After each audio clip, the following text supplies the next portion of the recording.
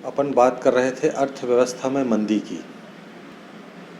News vision में आपका स्वागत है। न्यूज़ विजन को सब्सक्राइब करें और बेल आइकन को क्लिक करें। अपन बात कर रहे थे अर्थव्यवस्था में मंदी की।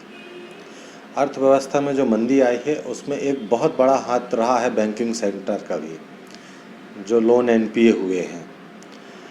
मनमोहन सिंह और अटल बिहारी वाजपेयी की सरकार के ज़माने में कॉरपोरेट सेक्टर को भी इनवाइट किया गया था इंफ्रास्ट्रक्चर में उस समय, लेकिन गवर्नमेंट का जो इंफ्रास्ट्रक्चर में रेशियो रहता था 60 से 70% रहता था, बाकी कॉरपोरेट सेक्टर का रहा है। धीरे धीरे गवर्नमेंट्स ने क्या किया, कॉरपोरेट सेक्टर का इंफ्रास्ट्रक्चर में परसेंटेज बढ़ाया और अपना घटा दिया।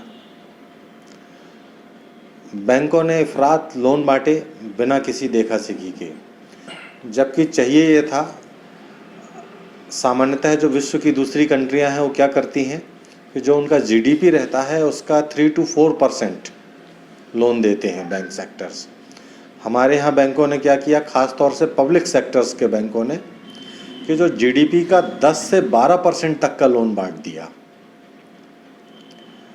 प्राइवेट सेक्टर्स के जो बैंक थे उन्होंने वही रेशियो मेंटेन किया 3 to 4%, इसलिए आज वो किसी भी कष्ट में नहीं है। पर जो पब्लिक सेक्टर के बैंक्स थे उन्हें अंधाधुंध लोन बांटा। नतीजा क्या हुआ, बैंक क्रैश होने लगे।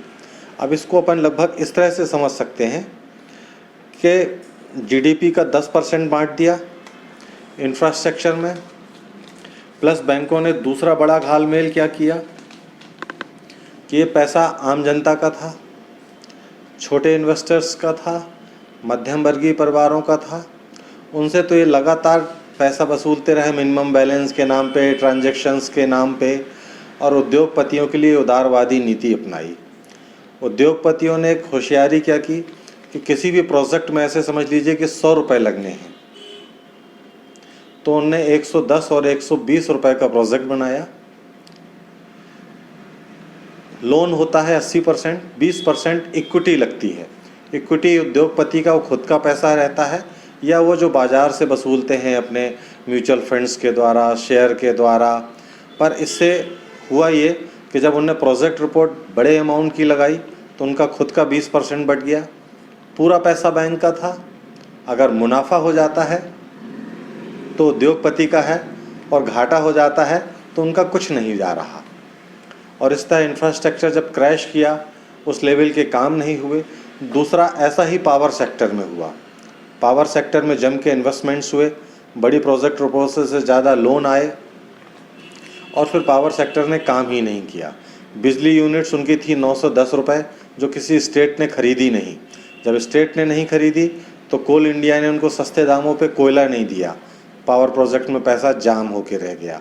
और इस तरह बैंकों का एनपीए बहुत बड़ा अमाउंट होता चला गया, जो 9.5 लाख रुपए के आसपास पहुंच गया। 9.5। उद्योगपतियों के पास जो पैसा था वो बिना जोखिम का पैसा था, क्योंकि उन्हें सारा पैसा 100% बैंक से मिल गया था। बैंक ने पैसा वसूलने की कोशिश ही नहीं की, क्योंकि बैंक का भी जो पैसा था वो मध्यम वर्गीय परिवारों का था, जो ज़्यादा हल्ला मचा नहीं सकते थे।